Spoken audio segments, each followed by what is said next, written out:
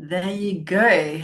Welcome, everyone. My name is Katrin Heuser.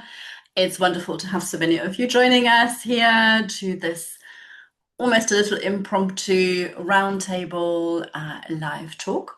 This conversation came about because ethics in practice has been our theme inside Elevate this month. And Elevate is my membership for experienced practitioners and teachers and body workers, therapists, space holders, where each month we explore a different theme through supervision, guest conversations, webinars, other resources, basically creating an ongoing space for professional development and support. Um, just letting somebody else in. Okay. So the more I reflect on this topic, ethics, I realize more and more that ethics isn't really just about like professional guidelines or codes of conduct, which is maybe, excuse me, what we might think of first when we hear the word. I've been struggling with a cough all week, so my voice is already giving up on me. I think the more I reflect on this, ethics really is about the everyday decisions we make as practitioners. So, well, like how we communicate, how we present ourselves, like how we market ourselves, how we price our work, maybe, or how we navigate boundaries. When we may refer on to other practitioners, how we respond when we don't know, like the answer to somebody's problem. And these are very rarely black and white questions, so there isn't really like a correct answer for any of these. And so tonight isn't about finding that definitive answer, because I don't think it exists. It's really about hearing different perspectives, sharing experiences, and perhaps leaving with better questions than the ones we arrived with, which is always welcome. I love when that happens. So throughout the evening, I already mentioned at the start and in the email that you hopefully receive from me, please put your questions into the chat. So we'll collect them. I can have an eye on the chat, and then we'll have some time hopefully at the end for picking them up. But before we begin, I'd love each of our guest speakers, to briefly introduce themselves, perhaps share also one sentence about what the word ethics means to them in the context of their work.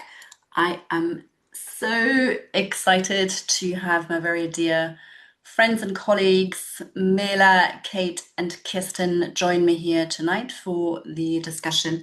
I collaborate with these ladies, I work with them, I am friends with them, we discuss these things. We all work in the same space, some of us in the same city, the same country, some of us online in different ways. And that for many, many years, I appreciate all three of you and what you do so much. So thank you for giving up your time this evening and being here.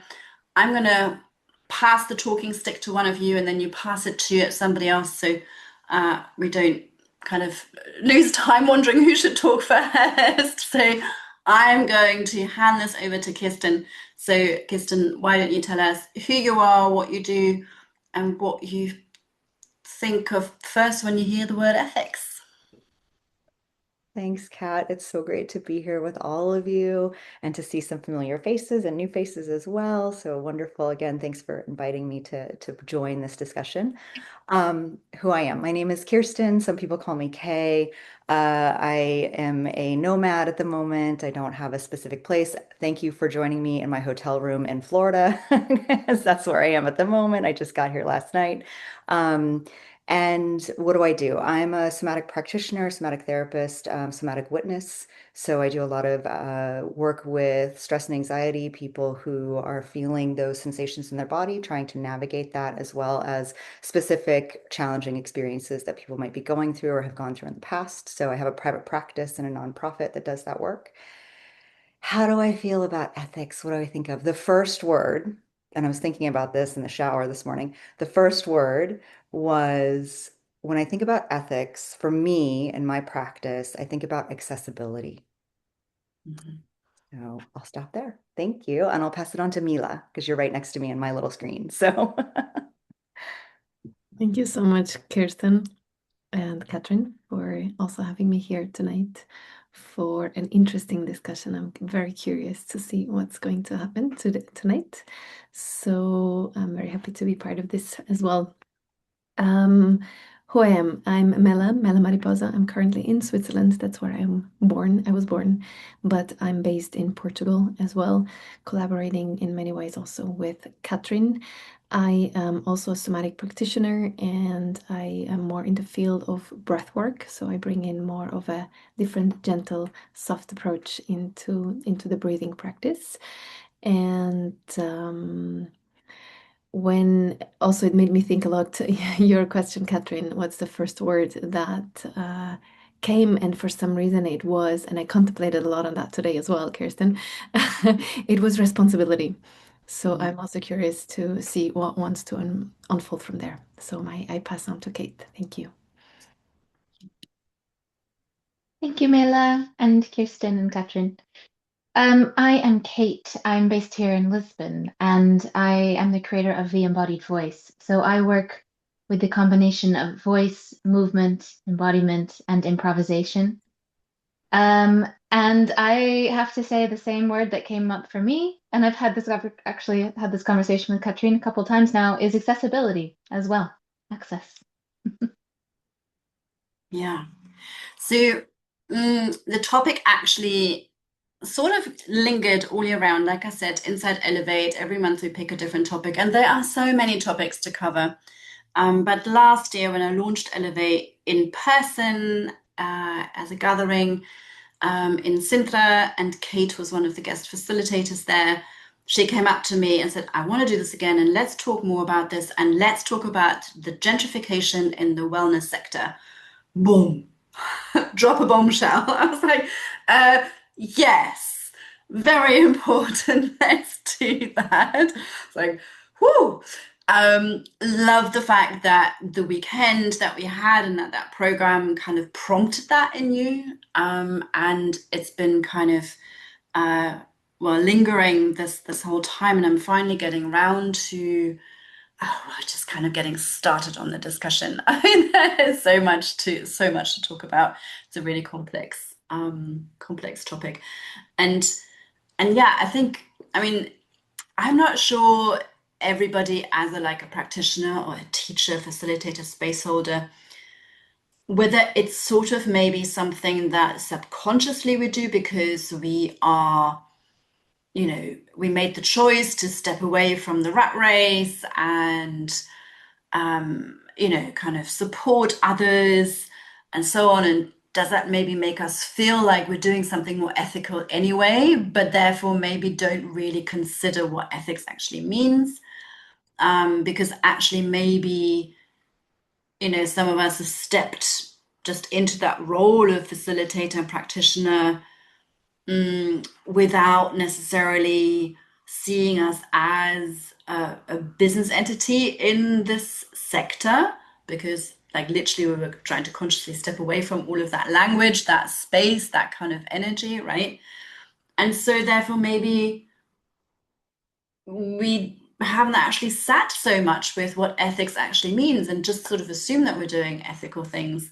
But I think that means we're not being that ethical effectively if you don't sit with it, if you don't really think about it and how that filters into, well, literally the day to day. So yes, we could have, a code of conduct, a policy on our website, a community guidelines, like this is welcome, this is not welcome, this is what I stand for, on our website, on our registrations, or when we welcome people into a space, or if you actually run a physical space, what is the code of conduct in that space, what is welcome, what isn't. So maybe in that context, you might think about it more. But I really, like I said in the beginning, what I want to sort of dive into a little bit more is that day-to-day stuff. And yeah, let's start maybe with the struggle with visibility. Like, how do we put ourselves out there in this kind of world of Instagram and everything else, and big ads, and all of the shiny, glossy things, and all of that. So maybe I'm just going to pass it to Kate. What are some things that you've been thinking about in terms of how you're presenting your work that you felt like, oh, this makes me feel really icky, and I'm making a conscious choice, of how what I don't want to be doing, because I think that's how, for me anyway, that kind of helped to see everything that's being done out there and go like, I don't want to present myself like that, myself like that. So I don't know, Kate, have you had any of those moments that helped you with your choices of how you present your work? I mean, the only thing that comes to mind is actually when I've been on the receiving end, when I've been a recipient of marketing, either through like newsletters or through social media that feels really pushy or very like salesy, like you could do this, you could do this, you could do this, you need this, you need this, you need this, and I've done this, and I've done this, and um, or, and I think this is particularly interesting as a person in a female body, is also being aware of sexuality and using sexuality to sell online, or just the appearance online, and that's something I've also struggled with. Um, and my way of responding to it has, I don't know if it's been particularly helpful, is to kind of avoid putting myself out there as the thing that I'm selling, and instead to use a lot of visuals, video that incorporates other people as well. That I don't do a lot of, talking head videos, but using a lot of less like, I just try to be less pushy in how I'm coming across. I don't know if that works or if that's necessarily ethical per se, but it definitely is what makes me feel more comfortable in terms of communicating in an authentic way Mm. who I am and why I'm doing what I'm doing. Yeah, yeah. Mela, I know you and I spoke the other day about your current project of being really present on social media these days, how you're finding that process. I knew you're gonna pick me for that one. It's been an interesting journey to be very honest, and I've been reflecting a lot, and also a bit what Kate said. There is a big fear inside, or like I don't want to be pushy at all. This is something that I really don't like. Or sometimes I subscribe to somebody's email, the person that I like, and then I receive emails daily. It totally throws me off. It totally feels like, oh no, not again. And even though I might like the person, I feel it invasive. I feel like somebody wants to sell me something, and I definitely do not work like that.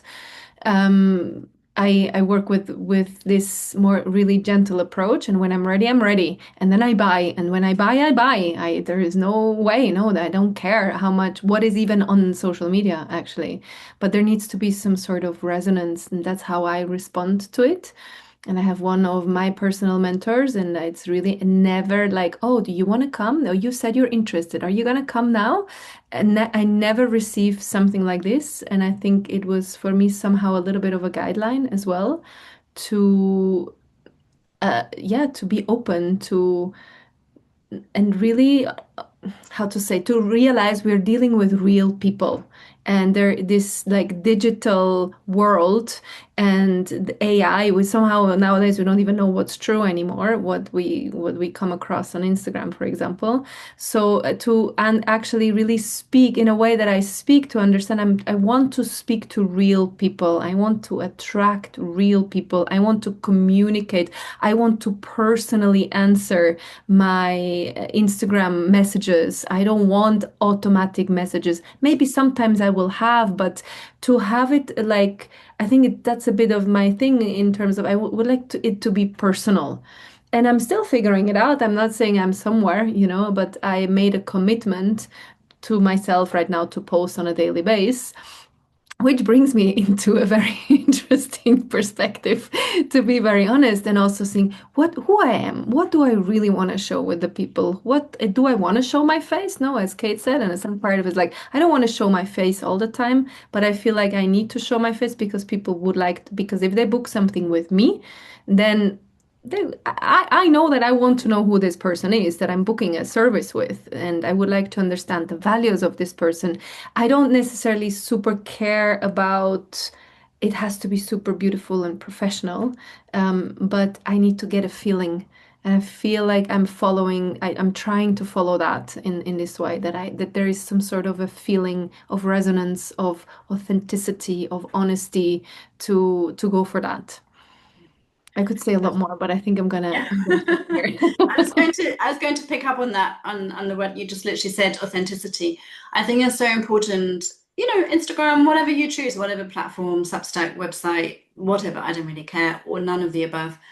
But it is about putting across our authentic self, because that creates safety. And, especially in the field that we work in, you know, we need to create that. We need to let people know who we are, what to expect in a session when they might work with us. It's a big decision to book a therapy session, a voice session, a breathwork session, whatever it might be. And so, yes, people want to know what we look like, what we're about, what our point of view is, what our take on things is, what our approach is, what our background is, what the session itself might look like. They will also want to know exactly what the pricing structure is. They don't want to have any hidden costs. They want to know what the cancellation fee is. They want to know if there is a cancellation policy, how to get into the building, if there is a bathroom, if there's a changing area, what they need to bring, whether to eat before, and I see so many offers presented in a way where you have to dig for any of that information or second guess it, or you're just not being told, or you don't see somebody's face even, or you have literally no clue what they really stand for, other than this kind of shiny image of them maybe wearing a white dress, or, I don't, whatever. I'm sorry, I don't mean to be flippant. Sometimes I can't help. Um, you know, all of those things. Whereas, I do want to see you present, but I want to know what you actually think about stuff. Like, what is your take on this suffering, the pain, the problem, whatever that you're working with, and how did you get to, the way that you are working? Like, I do want to know that, right? And I see these days like just these big marketing budget driven Instagram profiles that I stand no chance competing against, but also that really don't make me feel very welcome. I've seen yoga studios profiles that are designed in such a way, if I literally look at their main page, I do not feel welcome. And I'm a yoga teacher, huh? So I don't feel welcome because I feel too old and just a little bit too round and big. And also, I don't have those matching outfits. Can it Like, also be perfectionism? No, it's like I don't want to be the perfect person that people feel. I want the people to see that I'm a human being yeah, and that I make mistakes and that I can change my mind. That maybe today I say something and maybe in 2 weeks I already reflected on that, and it's okay that if it's not the same anymore. yeah. I already touched on pricing, and Kirsten, I want to talk to you about pricing. You also mentioned accessibility around ethics, and I know you run big trainings and also have a private practice, and you have a nonprofit. So I'm sure pricing has been a big kind of topic for you throughout the years of all of your work. What's your approach in making your work as accessible as possible and also still pick sustainable prices? Yeah. Thanks for this question, Kat.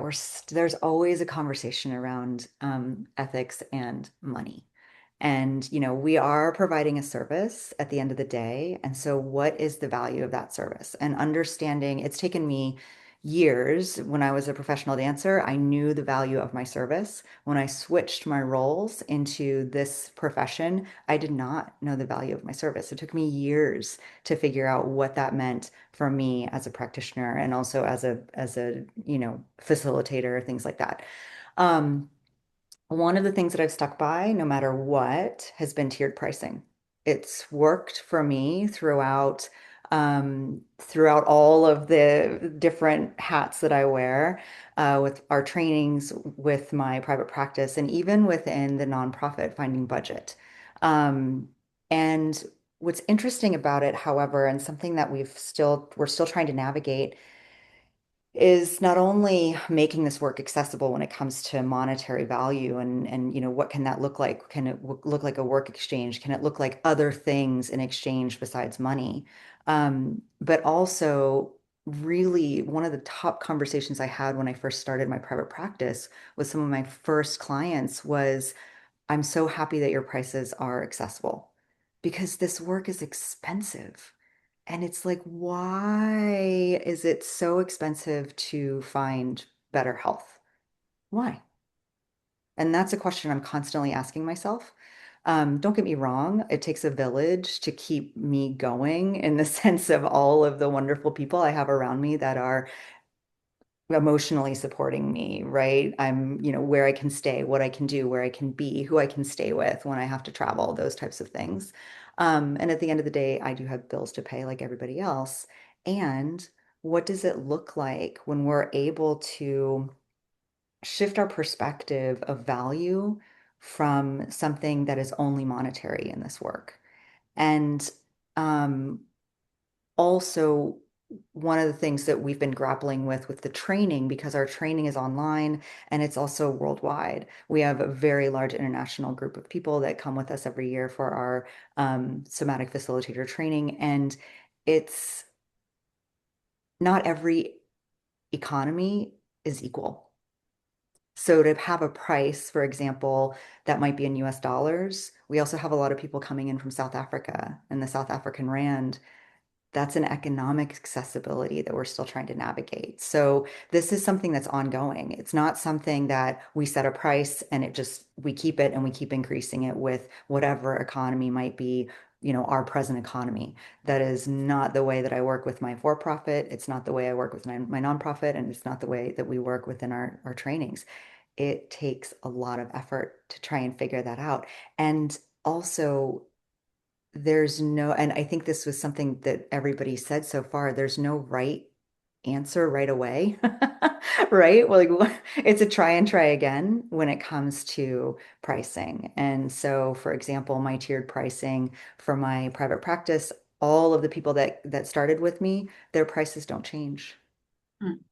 When I increase prices and let new clients know, I will be increasing prices on November 1st, for example. And so if you want to schedule with me, your price will be locked in. If you schedule after November 1st, your price will be locked in at this. It gives people an option and a choice.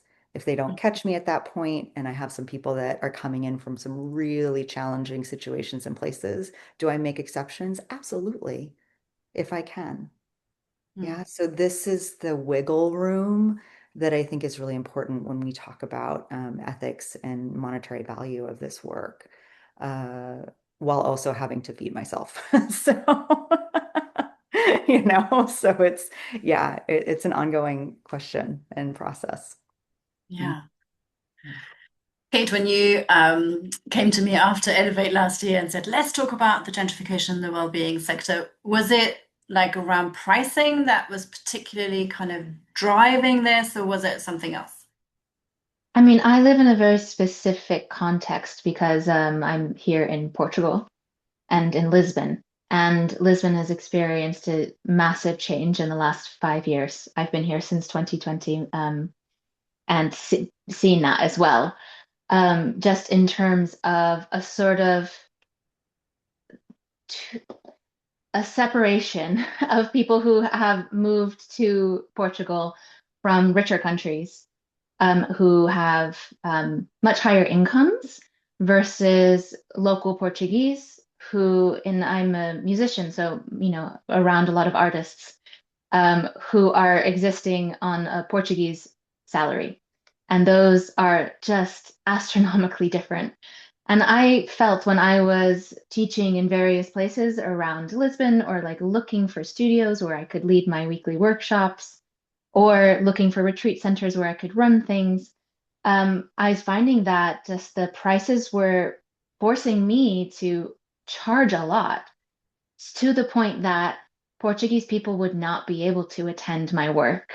And as someone who's married to a Portuguese person, but who's not Portuguese, it felt really important. It felt most ethical that if I'm here in this country doing work, it needs to have spaces for Portuguese people to experience it. That I don't want to just be serving a clientele or a community that comes from outside Portugal or is just wealthy. And so that's been a really core tenet of everything that I offer. I'm thinking, okay, how can I make sure that there are spaces or that it's at a price that's accessible for Portuguese? So that's particular to my situation here in Lisbon. Yeah. Have you found a solution? So I have lots of different things that I offer, and so I try and provide different ways in. So, for instance, my weekly workshop that I run here in Lisbon, I run it at a studio that's really not very fancy.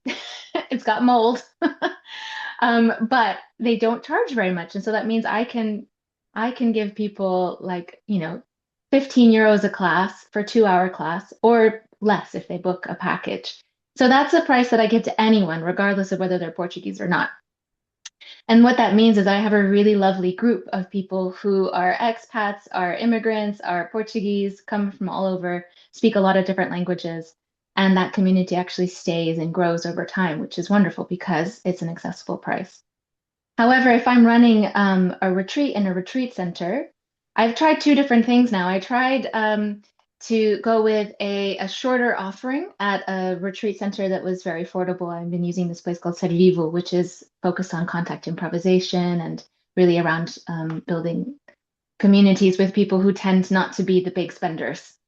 And so offering something short and also providing tiered pricing for people on low income. I actually have this sliding scale that I use for myself called the green bottle. I don't know if other people are familiar with that, the green bottle system, which I put that on the website for things like this, where I have, are you doing well? Are you doing okay? Are you struggling, basically? And then you can choose which pricing you want to go with. And I have nothing, you don't have to prove anything to me.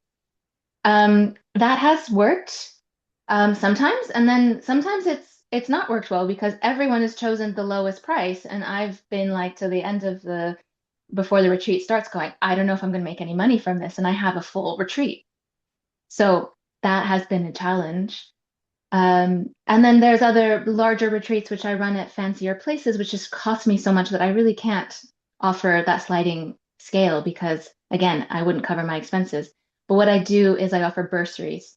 So I will put aside 1 or 2 spaces for a very specific kind of person, usually an artist or a Portuguese person, ideally a Portuguese artist, who gets half off or even more, or even 100% off.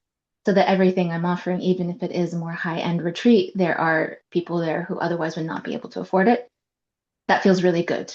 But I'm still figuring out how to manage all of these. Yeah. Yeah. It's really difficult to navigate. And I don't really want to dismiss our needs also to have financial security. And, it is okay to also put that right to the top of the list, because if we struggle, if we overgive, if we, kind of become like a charity to everyone because we want to save the world, then we actually end up empty and are therefore no good to anyone. We will not be able to continue our training, to continue our study, or we'll have even a healthy nervous system in the first place to hold the space. So it is important. And then, I think it's okay to be honest. And this is like, for me, what Elevate is about, to have these kind of frank conversations and honest conversations where we maybe also sometimes name some of the ugly stuff. Like we had a conversation about this, Mela, the other day. If, you get asked about, whether you can give a discount or whether there can be a reduced price or if, da, da, da, da. But you look at them and they are the person who is, I can't remember, Mela, what example you said, but that, next month they're kind of traveling to India for 6 weeks, or they have like, perfect nail situation going on every single week, or, they spend money on a lot of other things. And it's also a question of prioritizing. Like, what do you really want to spend your money on? Mela, do you want to say any more on that? Like, so we had this conversation. Yeah, thank you for bringing this up. I think it's a difficult line, no? And what I was thinking about is like, what is it that I'm really offering? And I've noticed now I've had a few people in my training. I offer trainings as well. And when people come to trainings and ask me for discounts, as Kate also mentioned, I also live in Portugal. I was with a Portuguese person, not anymore, but the father of my child is. And I have had the same thing like Kate had of really wanting to include the Portuguese because there is such a huge gap between the expats and the locals. And what I decided was to offer scholarships for the training to at least two people and I don't have more spaces than that. So I limit the space because also I don't want to end up with nothing in the end. No. And at the same time, what happened to me that sometimes people ask me that afterwards I see they go traveling. No, they decided for 6 months traveling and don't work at all. And I'm like, oh wow, okay. I mean, that was just part like a question of priority in the end. But so I've been contemplating, because I also don't want to expose somebody in this sense of like, oh, okay, you said you don't have money, but now you do this and you do that. No, this doesn't feel right. And it's some sort of personal responsibility and someone one can choose. But I think what I figured for myself is a bit, okay, what is the offering that I actually have? Okay, I do have a training. I will have two spots and they have to apply for it. And there is an application process for it because it's a training and it's not just a retreat. If there is a retreat, I have different options. It's not about continuing, and there's somehow the commitment from this person, I believe is very important as well. Because if I feel the person is committed, things work. But I've had experience in the past where I gave half the price for exchange, or sometimes it was a reduced price and the half of it was only exchange, and then the person was the one that was blaming me for stuff, and really, there was so much coming up where there was not much commitment and not much self-responsibility. So I've had to go through that as well, because that's the other side. No, sometimes people just come and use, because there is a cheaper option, I'm gonna do it. And I'm a single mom. I also have this thing, I would like to support single mothers because I know they don't have time and they don't have money and then so on. So there's another topic, no, and on that level for me that I feel how to really work with that. And part of me is really bringing up the conversation, and I've had to face conversations with people who ask me for discounts also because they're Portuguese, funny enough, and they have a lot of money. But they just see there is the Portuguese scholarship, and then they call me and they say, can I have it? And I'm like, well, what is your situation? Just let's talk a little bit about the situation first.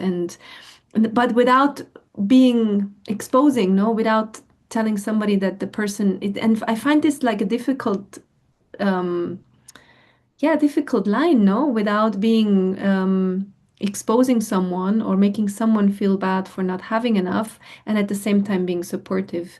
At the same time, I do have my groups. I offer group sessions. They're cheap and they're accessible, and I have them in different ranges. I have free sessions as well. And there is a lot of things people can get out of these. And when somebody wants a one-to-one, it's more expensive. When somebody wants to do a training, it is more expensive. And I have to face that reality too, because I also took a million trainings and spend a lot of money and educating myself. So I think it's a bit finding that Yeah. that balance. And also for me, that's why I think responsibility came up a little bit, because in the end, yes, there is like a Portuguese person with a low salary. At the same time, if they want to really go somewhere, they can. And I truly want to believe in that human part of, yes, they can. And of course, if somebody wants to come to a retreat, I have a retreats as well. And I've offered places for free because I knew it will be good for this person, but then it's not a training. It's a different energy, no? I think you touched on something very important. So when we do scholarships or bursaries, to be like really aware, to not blame, shame, or re-traumatize somebody in having or asking them to justify their request, but maybe a way of assessing who that should go to is okay, like, but what is your work currently and how do you want to apply what this training is going to give you, and where, like, where is this going to go? So where is our investment in you going to go? So that can be one way. And some of you already mentioned about you've got group things. So there is certain activities that are simply more accessible and cheaper. Having the sliding scale, maybe you charge normal prices to, 90% of the month, but maybe there is a day where you offer half price sessions to those with lesser income, or, I mean, there's so many different ways, like to give reciprocity. I get hosted somewhere in the UK a few times a year, and I can stay there, and they take care of me and feed me and love me, and it's just really beautiful. But for not having the cost, I pass on that by charging everybody who comes for a treatment much less than I would normally charge. So reciprocity can also work that way. It doesn't always have to be this kind of one-on-one exchange, but it's also how can I give back what I receive? So where I receive something, how can I give that back? So we pick our choices, we pick our kind of moments within our whole bucket of offers to constantly review, okay, like where have I got an opportunity to do this, but also how can I pay my rent? And I think all of this, reminds me really, or kind of leads to me to like the next topic of boundaries. Like we also need to set very clear boundaries so that people don't take advantage of our good-hearted nature and wanting to support everybody, that there is a clear cancellation policy, that yes, we can at our discretion maybe defer somebody's payment to a following cohort, or but within rules and what is okay or not okay. And I mean, boundaries goes obviously way beyond just the financial side. Kirsten, you've worked with so many people and collaborated with so many people, and I mean, Kirsten is one of these people, I don't even know how she manages to do everything in 24 hours a day. She is like miracle woman. So I switch time zones all the time because it just gives me Plus, like you time, switch right? times. I Yeah. never knew where you are. What has teaching or working with people taught you about boundaries? Because you must have really good boundaries in place, because there is no way that you can do what you do, which is an insane amount, if you don't have really strong boundaries. This is a really good question. And again, something that's a try and try again. But I will say, I'll speak from the things that are closest to me at the moment, which are my personal clients and our participants in our trainings. So personal clients, yeah, it's really interesting. I have a few clients where I know a lot about their personal life, partly because of the work that we're doing together, and also partly because they let me in. right? So I get pictures of grandkids and I get pictures of children and I get pictures of partners, right? And so and when I'm in town, they want to meet for coffee and, all these things start to happen within these spaces that we might call boundaries.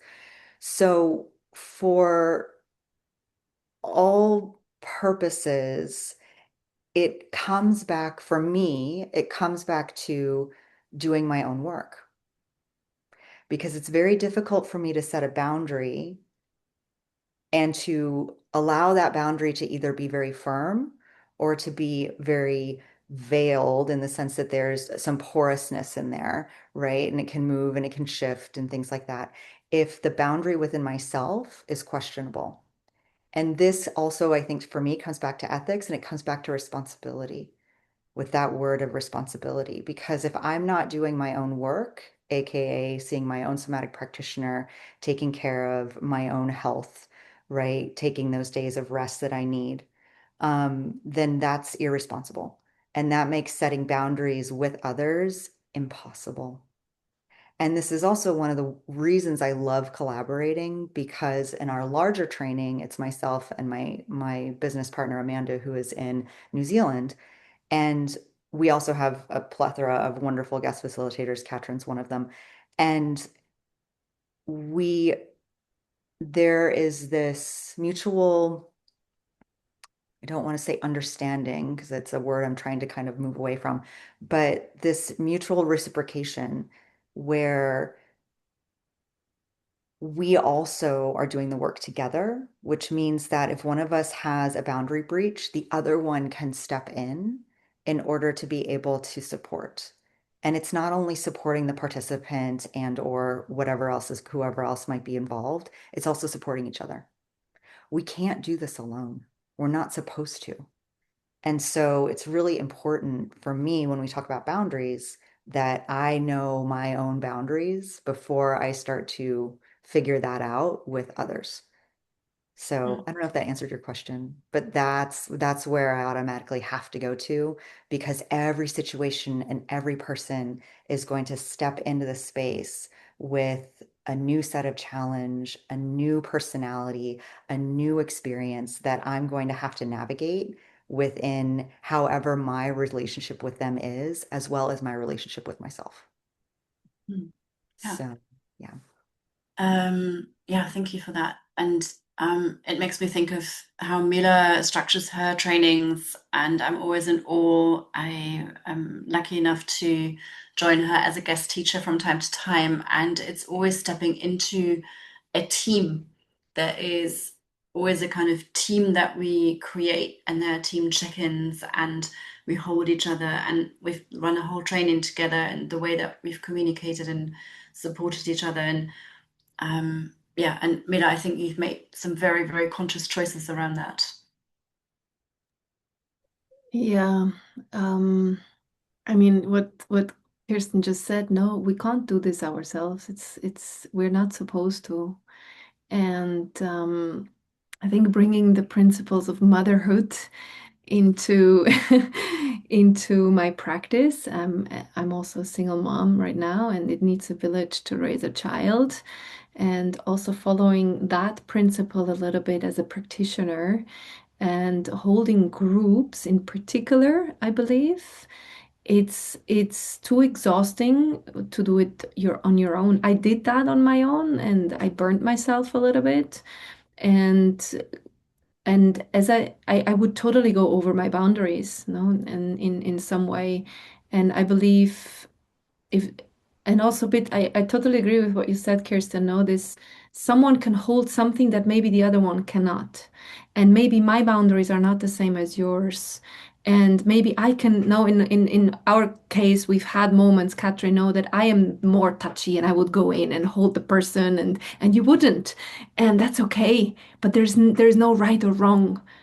And it's just me. I'm okay to do that, and it had to happen in some other moments, and for you is not so. But some other moments you take over, and but what mattered for me was our connection and our values being in the same place, our collaboration, our check-ins, our taking care of each other, to really be able to trust each other for that. So I can let it go, and I can surrender into that teamwork. And that's not an easy one, because it also gives a lot of triggers sometimes, no, when we work together, because we don't always have the same values or the same ethics in teamwork. So in the end, it's a lot about also this self-practice, no, also what Kirsten just said. I really believe in that, no. If I have to look at myself continuously, and I constantly have to maintain my own practice and look at my blind spots and take my session, get my sessions with my therapist, and be humble enough, no, and not, because otherwise there is a risk that we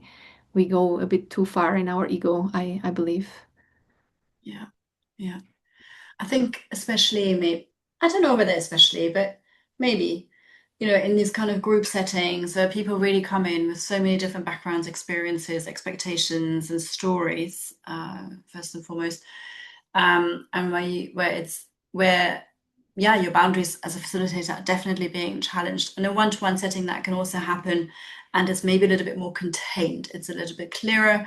There's a little bit more of a framework set for the work that is supposed to happen. And in group settings, that might, the container is bigger.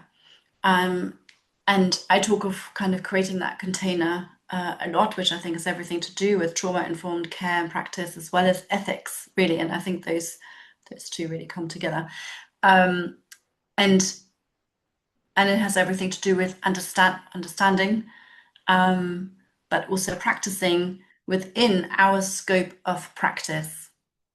And especially also when you are collaborating and you do have several people holding that space and each other and supporting each other, and maybe supporting different kind of processes.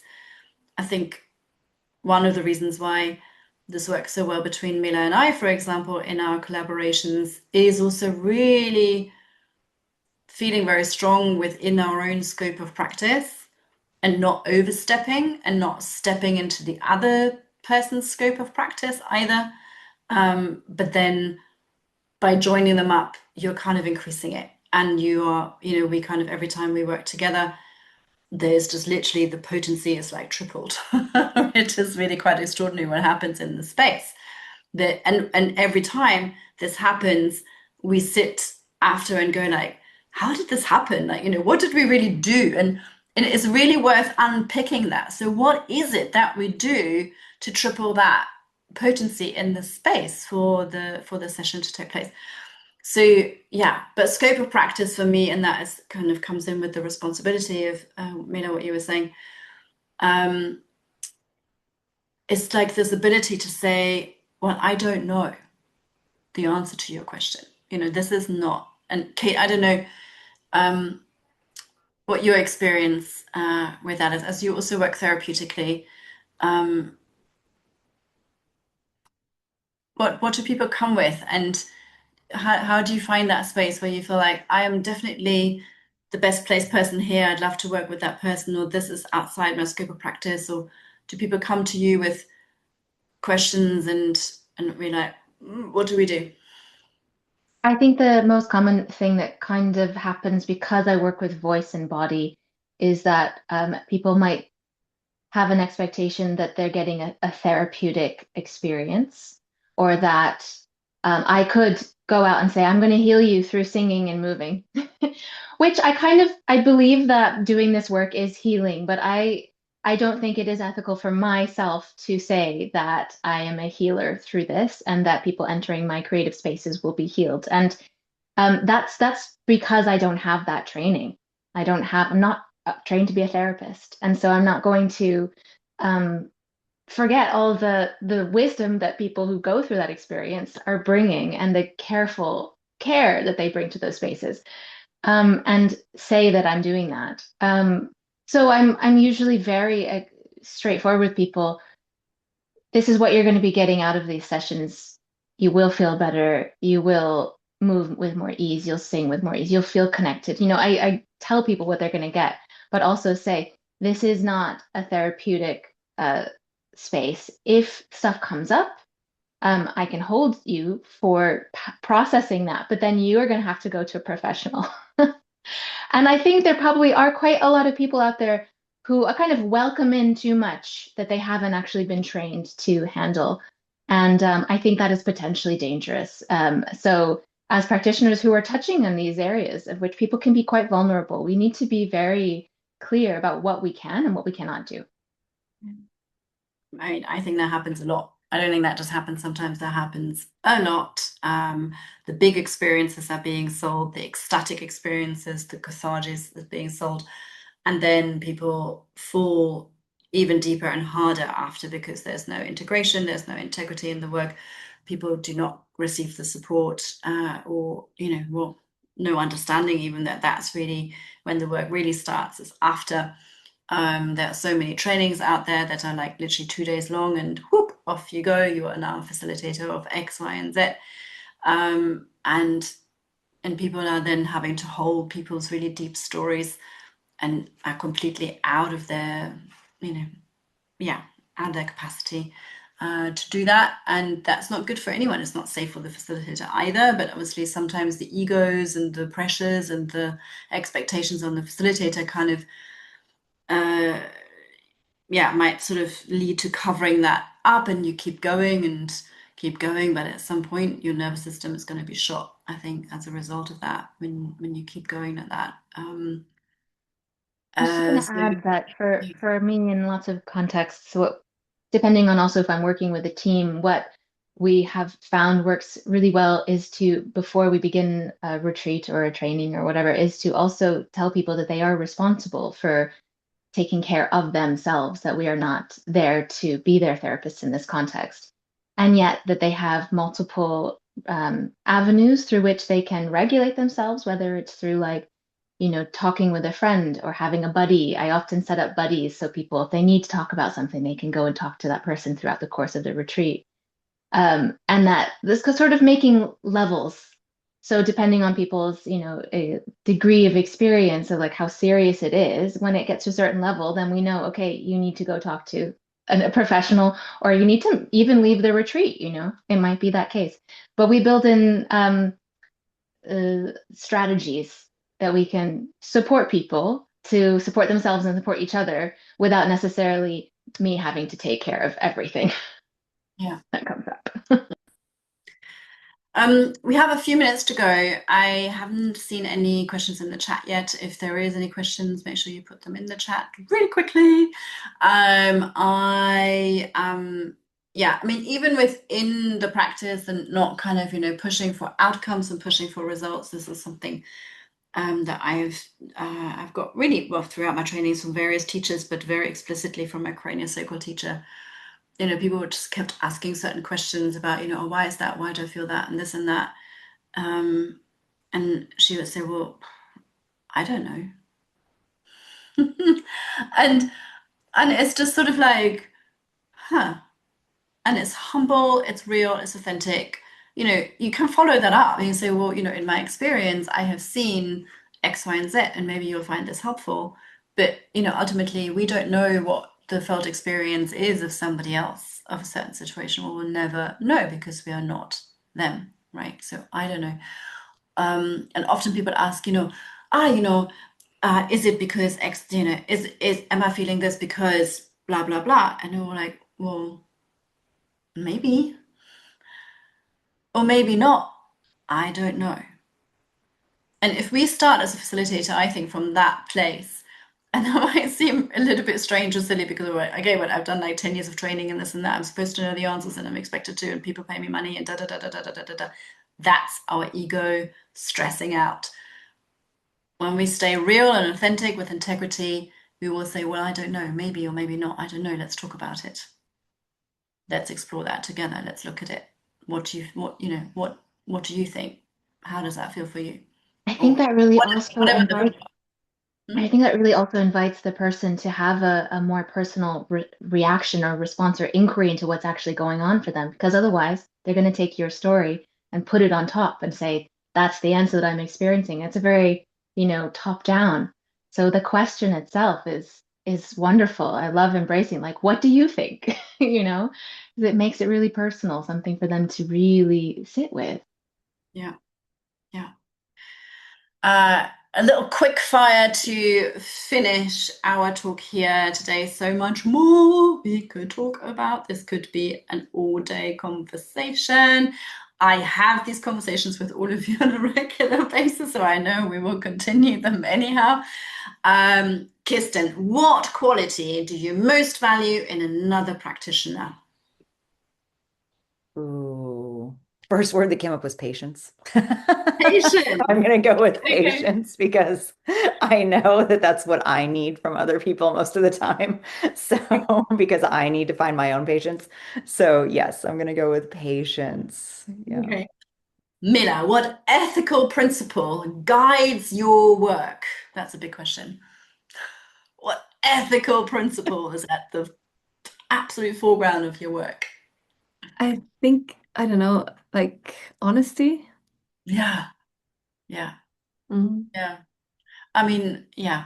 I mean, everything we spoke about, and what we see is wrong in the wellness industry. A lot of that is just that there's so much dishonesty. Um, yeah, yeah, thank you. Kate, what's something you wish more practitioners talked openly about? With other practitioners, money. It's that topic. It's hard. It's hard. It's a really hard topic, and I always spend some time on it because there are so many layers to it, and it's okay to also, yeah, like just be brutally honest of how our egos might get bruised in it, how we live with the fear of not being able to pay our rent, or where the next money is coming in, or how we are, whether and if we are competitive in the marketplace, what the industry trends are, if AI is going to replace us with, there are, and and yeah, I find it really interesting because we don't want to necessarily give an insight to all of that work behind the scenes to our clients because that feels a bit vulnerable, and we might feel like, well, I don't want them to see that we struggle because I want them to trust me and feel like I'm somebody who doesn't somehow, which also that makes no sense. We are humans. But for some reason, I do find that these conversations don't even happen amongst practitioners either. And I wonder whether that's because we're a little embarrassed or we're ashamed or we kind of feel like, I don't know, like, somebody else has got it all sorted or seem like they've got it all sorted, or like there's something that holds us back from admitting that things can be hard, that we might have a hard time or that we are in pain. And I think that's the other thing, is not just money. I think it's also the pain that people don't talk about enough openly, because there's really nothing to be ashamed of. And if we do this work, you will feel pain on some level or another throughout your career. And that pain is has a direct link to the fact that you are doing this work.